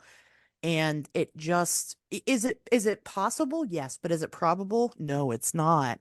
Wow. And his son, on the other hand, was supposed to have been working that night. He was a chef, was supposed to have been working that night and did not have an alibi. There's just so much about it. The son has had violent outbursts in the past, had been fired from jobs for violent outbursts, had a weird obsession with Nicole. There is so much about it that points to it's a potential that he may have done it. And I am purposefully not going to say his name because I don't want to get sued. So, No, no, I don't blame. Hey, hey, don't say it by any means. But no, that's but really interesting. And it is. But there is evidence for it if anybody's interested to dive down that rabbit hole. It's a fascinating type of case. So yeah, like I said, when we cover true crime, it's not just true crime for the sake of true crime. Usually there's some type of interesting twist to these stories, or they are just so fucking depraved, like we did Robert Berdella, who was a serial killer, who would keep his victims for weeks at a time, oh man. and torture them, and kept a log, like a dedicated log book to what he was doing to each one. And the torture is just out of this world. And nobody's ever heard of this guy. He was a serial killer, but nobody cared because he was gay and he was killing other gay men, and nobody cared about gay men. So it's a fascinating case, and I thought that, it was important to share, and putting Is the this a gory while back details. in history or well, I No, guess I is think this pre or after Dahmer? uh probably roughly around the same time. I think a little bit Okay. before. It might have been the 80s. Okay. Yeah, Robert. a lot of stuff was just not in the mainstream, even though these are real people, being killed, and it just did not register with law enforcement, with the media, with anybody outside their family, and sometimes not even then. Yeah, Yeah. right. Yeah. Oh, And I mean, again, this guy was holding people hostage in his house, and I mean, he would like hook up electrodes to their eyeballs and oh explode them out of man. their head, and they'd live after that. I Oh mean, my crazy. He God. was doing Wow. crazy stuff, and nobody knows about it. It's just nobody. I mean, there's some people, sure, but I mean, he's not a Dahmer. He's not a Hmm. Bundy. He's Bordella. So, Hmm. it's just like I said, fascinating. And then, of course, the most recent true crime dive in we did was H. Holmes, Oh and yes. Murder Yes. Castle that didn't actually exist. That was a fun one too. So, Yes. Often these things take on a life of their own as a story, yeah, and often that story doesn't have really the roots to actually exist. Yes. no. Wow, that's some So, but I fascinating think it material. fits. It kind of seems weird to maybe talk about true crime on a podcast that's about cryptids and UFOs and paranormal. I don't think so. I don't think Oh so at no, not all. at all. It covers kind of well, I think I'm doing kind of what you've been doing. A kind of as much as possible, a 360 of the unknown Hmm. that includes things that physically did happen, things Hmm. that may have happened, whatever's the unsolved, the unknown. Um, you know, what would it be on In Search of 30 years ago? That's a good rule of thumb there, you Or know. unsolved mysteries. Yes, yes, Yeah. exactly. They cover, I love that stuff where you go across multiple genres and cover things that are very different, but are still unexplained or unknown or unsolved. I love that stuff, you Or know. just interesting. I mean, that's Yes. the thing about it is that, for me, from my point of view, when I do a weekly show, I have to keep it fresh. I have to keep it interesting. And that's what I was saying with like my new co-host. You can tell when people are passionate about what they're doing, and you can Yes. tell when they're not. And if I didn't mix it up, you would tell that I'm not passionate about it anymore. Um, not that on a daily basis I am. It's just you get burned out. And Oh yeah. the listeners too, I think, there are so many the podcasting community is oversaturated with content. And Unfortunately, yeah, that's totally true. right. And I get bored just listening to just a true crime podcast. It gets depressing, but it doesn't mean I Oh don't want to yeah. learn about it anymore. It just means I don't want to learn about it every single week. And so as a listener of things, I can relate to maybe how some people feel about it. We've never had any complaints so far about the variety of content, so that's good. Oh no, Um, you cover a lot of different bases. yeah, we try to. Mhm. So, There's so much out there where you get into things that, you know, historical things that didn't really happen the way people think they did, right. any number of things. There's so much material. We can never hope to, tap most of it. Well, and that's why we covered like the Battle of Los Angeles was the most recent Yes. episode. That Um, was I did get a chance to listen to that. It was very good. And yeah, and I mean, it's just like we said in the episode, the ufological community took it and ran with it and made it something that maybe it wasn't, maybe it was. We don't know in and of itself, and it is a mystery, and we'll never know what the U.S. Army was shooting at that night. So, Yes. And there's a lot of things. So, yeah, ultimately you come to the end of the road and we'll never know. It right. could be this, could be that, could be this other thing, could be Hmm. something we've never thought of, but Yeah. we're never going to know. We're not going to be able to hold it and look at it and say, this is it. It doesn't often work out that way. And that's what I try to remind the listeners. You come in, you listen to my show. Of course, I'm going to give you my opinion. But it's just that. Like I said about the dinosaur people earlier, right? It's an educated guess, but it's just a Yes, guess. yes. And you're free to believe whatever you want. And if you have an opposing view, I always invite people that listen, talk to me about the topic. My inbox is open. I'm very easy to find. I have red hair, you know. I'm I a good don't target. I don't worry too much that you're going to be confused for somebody else. Right. Okay. It's you can find me on all the social media. I got red hair and I talk about weird stuff. I invite people to come and have that discussion with me. I love to hear it. I love to talk about those things. So, if anybody ever listens to one of my shows and they go, "No, I think she's wrong." You know what? I could be wrong. I only have a week to research these topics. I could have missed something.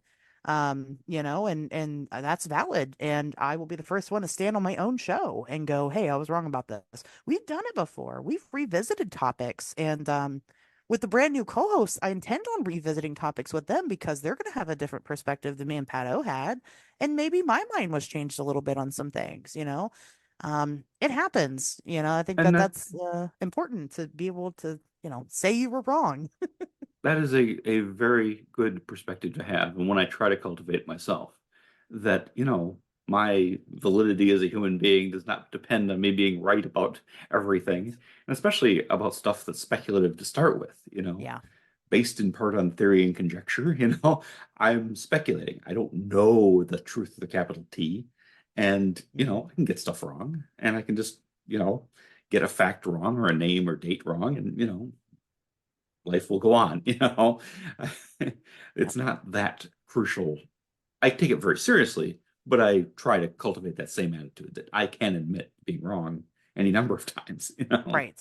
Yeah. I mean, and I know that like one thing I've been doing on my over on Patreon is releasing these old episodes from the podcast, and those episodes are from 4 years ago. um, Things are different now. I've changed, and I know that going back and kind of just I don't listen to all of them in their entirety, but I'll kind of skim through them a little bit, and man, things are different. So that's been kind of fun to revisit my own opinions and see how much they've morphed just in 4 years. Oh yeah. Oh Um, yeah. because they'll be different in another form. I'm sure of it, you know. There are some things that I mean, I'm going to be harder to bend on certain topics. But you know, there are many, many more that I am more than happy. I love to learn, and that's another reason why I do this. So if I see a learning opportunity, I'm gonna cling on to it and take it. Um, I'm never gonna be too proud to, you know, admit when that has happened. I'm usually excited to share it with other people, actually. So, Absolutely. And I'm fond of saying that I disagree with everybody on something. I disagree with right, myself from 5 years ago on a number of things. right, There's nothing wrong with that. That if you think exactly the way you did 10 years ago, it shows you've learned nothing in 10 years. right. Yeah. That's kind of how I look at it. Yeah, I mean, nothing has you know, we still don't have answers to things. I put out a social media post recently about ghosts, and I do it sometimes quite a bit. I talk about ghosts, and I share the opinion that ghosts aren't dead people, and it gets people riled up. Oh, I bet They it does. Oh yeah, well they automatically assume that I'm saying ghosts aren't real, and that's not what I said, not what I'm saying. Just that I don't feel like they're dead people. And one of the biggest reasons I have a multitude of reasons why I think this. But one of the biggest reasons that I think this is that we've been theorizing that they're dead people since we've had ghosts, which have been hmm since we've been around. Oh, And yes. Before we could it write, before anything. Yes. older than anything, older than cryptozoology, older than ufology. Hauntings of the paranormal is the oldest anomalous phenomenon that we have. And we've made zero progress in it. We have found nothing. So my idea is that, you know, you can't just keep doing the same thing and expect new results. It doesn't work that way. Let's start thinking outside the box.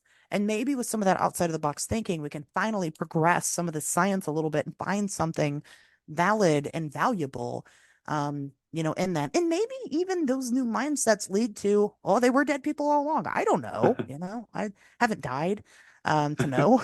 You Well, know? I kind of look at it like this. I don't like the rationalist, materialist, reductionist idea that your body dies and that's it, game over, nothing more. But I can accept it. If that's the truth, okay. Well, I won't know any Sure. better anyway. I can accept some kind of hereafter, some afterlife. I tend to really believe in reincarnation. That is my go-to. But I can't accept where you die and 100 years later you're still clanking chains in this old room where you lived. That doesn't, I can't buy that one. You Yeah, that know, sounds horrible. yes, if the next 100 years I'm going to do the same crap I was doing all day. Right. No, Still that doesn't here? ring Yeah. true for me at all. You know, well, and I think a lot of people obviously find comfort. That's an uncomfortable topic. You know, I Oh think that yeah, they find comfort in the fact that there's something that continues. And, you know, I'll admit that. I think that the more horrifying idea is that we die and nothing happens. yeah, You know, the so drag. you know, you're right. And I think a lot of us think that, but like some people are like, well, they're here because they have unfinished business or blah blah blah. You know, so I didn't die, but I almost died. Let me tell you, somebody that almost died, most people, unless they take their own life, most people are not ready to die. They don't want No. to. That we spend our whole lives with the one goal, don't die. So you know, I just feel like if ghosts were automatically dead people, it would be crazy to think that there are people with unfinished business. There would be so many of them. Everybody has unfinished business. Everybody. Yeah. I mean, you know, I know. That was like one of the things when I almost died. I was like, oh my God, there's all this stuff. You think about that. There's all this little stuff that I didn't get to do. Little stuff. And it Mhm. becomes huge and significant when you face your own mortality. Do And you mind elaborating a little bit on that, or sure, we can talk about I it. mean, Yeah. I don't want to, pressure you, but if you, No, not at oh, all. did you No. have a near-death experience or? So I sort of so I back in 2021 I think it was, I had a weird week. I couldn't breathe. It was strange. My stomach felt full and I couldn't breathe. I mean, anything that I did, I was huffing and puffing, and that wasn't like me for somebody who was active and relatively healthy. But I do have really extreme anxiety. So honestly, I thought that maybe, like I said, I had this weird stomach fullness. I just thought, well, maybe I've got a stomach bug. Maybe it's constipation. I didn't know. And maybe my anxiety is playing that up, right? It's making me think that's worse than it is. This, I think, started on like a Monday. And by Wednesday, when it wasn't really working out, I called my mom. I said, I think I should go to the hospital and make sure I'm all right. And she was like, "Well, you can't do that because I have to work. I have a young child, so somebody Mhm. has to take care of her." Would have been my mom. She's like, "Well, I have to work, so you can't do that. You have to wait till this weekend." And I'm like, "Okay." So I waited until the weekend, and I went to the hospital. Coming to find out that I was in diabetic ketoacidosis, Oh my. DKA. I Actually, happen to know that that euglycemic. can be lethal. Yes. Yes, euglycemic diabetic ketoacidosis, which means that usually when you're in DKA, it's because your blood sugar has toppled. It's went way over, and you basically your blood turns thick, syrupy, and your organs can't function normally. It also, and then your body starts producing this type of acid. Your blood becomes acidic in a Wow. very dangerous way. And so but I had normal blood sugar. So I, of course, have been testing my blood sugars. I was a type 2 diabetic at the time, or at least I thought. And they were normal. And so I went to the hospital. Well, come to find out, I had never been a type 2. I was a type 1 this whole time and just misdiagnosed. Oh wow. That is a huge Yeah, medical huge error. oversight. Yes. Huge oversight. And when they diagnosed me because it was such a weird age and just my with my body and everything else, they were like, when I first went in and said, "You know what, I think I'm a diabetic." Because I started losing like functioning in my feet. Turns out I have neuropathy. Um, they were like, we don't think you're diabetic, but we'll test you." Turned out I was, and they thought it was weird I was type 2. Um, it's because I never was. I was type 1. I was just Wow. a late onset type 1 diabetic. And you can get type 1 diabetes at any age, is what I learned. So And I I would have go to the thought up until hospital. this minute that you were either born with it or you were not. Wow. Nope. Nope. It is any time. Some people are like in their 50s when they're diagnosed. It just depends on when your pancreas really stops producing what it needs to. It can just stop at any time. Whereas like type 2 diabetes is you're still producing insulin and the hormones and things. Your body just doesn't know how to use it. Type 1 is where your pancreas stops producing it at all and will not reproduce it again. So it loses functioning. Anyway, so I'm at the hospital and, I'm talking to them just like I talk to anybody, except I'm huffing and puffing in between breaths to try to talk. Wow. And they're just shocked. They can't believe that I walked in there, that I'm conscious. Um, I'm in a really bad way. And I'm just my happy-go-lucky self. And then I spent a week in the hospital. I mean, and that doesn't normally happen. I was put in ICU for I think it was the first 24 hours, and I was moved into regular care. Usually you're out in like 3 days. But I mean, I was really bad off. And it didn't hit me until after I'd left the hospital, after about a month where things kind of calmed down. And you know what? I wasn't going to go. I wasn't going to go. I was going to listen to my mom. She was like, "You're just having panic attacks. You're fine." And had I not went, I would have died. Oh yes. That And ketoacidosis. I mean, yes, I know people who've yeah. died of that. Yeah, it's Oh very yeah. serious. And so I didn't quite die, but it definitely it messed with me. And I had my own personal experiences in the hospital. I experienced some delirium in the hospital. I was convinced that the doctors were just keeping me there to charge my insurance. Oh man. It was bad, but that happens. It happens sometimes. They wouldn't let me go outside, so that was another thing. Like they would let me go walk around the hospital, but I couldn't physically go outside, and that was messing with me a lot. Um, and let me tell you, hospitals are liminal spaces, man. Oh They are yeah. weird. Oh yeah. Not to freak So anybody out, but they totally are. Yes. they are, and I mean, just when you're walking around the hospital at 4 o'clock in the morning, it's something. Yeah. Well, and you think of everything that happens there, and yeah. Well, and I mean, just even walking the halls, everything looks the same. It's uniform. But it would give me bad vertigo. And I just think that it's probably mostly psychological, but sometimes I'd be walking around and I'd get so far away from my room and I'd be like, I need to hurry up and get back. I'm like in the middle of nowhere in the hospital. If I collapse, nobody's gonna find me, you know. Wow. Yes. Um, so I'd walk back, but Anyway, so the aftermath of all that, it was different. Nobody really visited me. That was another hard thing. I had no visitors. I had one. And so like all your friends and family, I mean, everybody that you've ever known, you call into question, you're like, look, I almost died and you wouldn't have ever seen me again. And you didn't take that opportunity to come see me. You know, you just question everything Oh, that I'm you've sure ever it's a known real about life anything. changing, Yeah.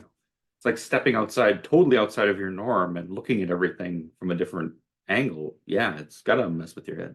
Yeah, it was tough. And it definitely sent me into some type of depression. So not really depression, definitely an existential crisis that I am still dealing with, but on the upswing on now.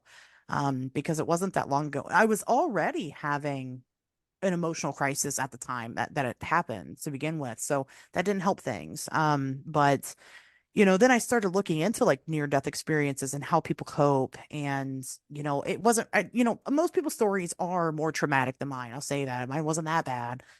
Some people really have Well, it was died. still pretty serious, you know.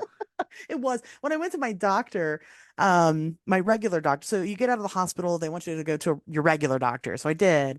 And she's just giving me the rundown. Have you had any this symptoms or that? And I said, no. I said, all things considered, I'm pretty healthy. And um she just kind of shook her head and laughed. And she's like, yeah, despite this bullet wound in my chest, I'm still pretty healthy. Because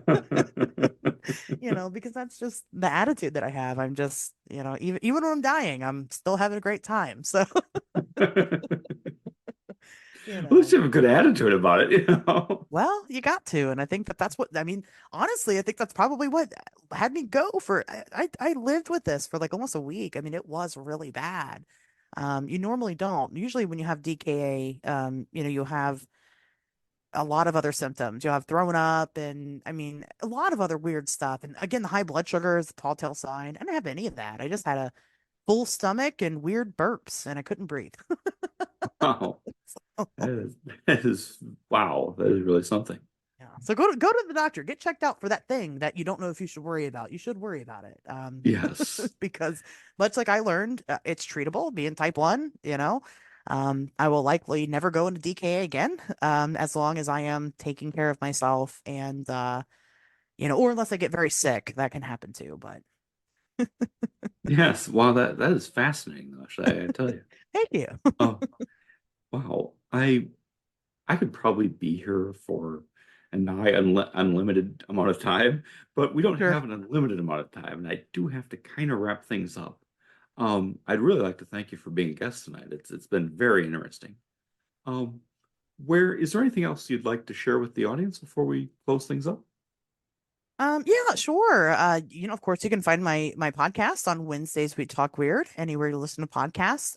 Beasts and Beyond is also under that same feed. So if you follow the On Wednesdays We Talk Weird podcast, you can find Beasts and Beyond, which might be more your thing if you don't like a banter type podcast.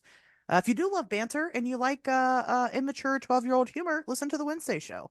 The humor is subpar, but the facts are supreme. So definitely, definitely come check that out. You can find me on social media, Facebook, Ashley Hilt. And if you happen to be in the area, March 2nd at the Oasis Convention Center, the Frogman Festival. I will be there all day long. Again, I have bright red hair. You cannot miss me. And I think that's everything. All right. Well, hey, it's been a fascinating almost 2 hours here, and been really interesting. We've covered a lot of topics, and the banter's great, by the way. Thank I'm you. a fan of it. It may not be everybody's cup of tea, but I like it, and I like I doing it, heartily so endorse, heartily endorse everything that you're doing currently. It's really interesting. well, thank you. Um, yes, yeah, my pleasure. Folks, my special guest tonight has been Ashley Hilt, friend of the show and active in many areas. Thank you for listening. This has been The Weird Part. I'm Vincent Trewell. Good night.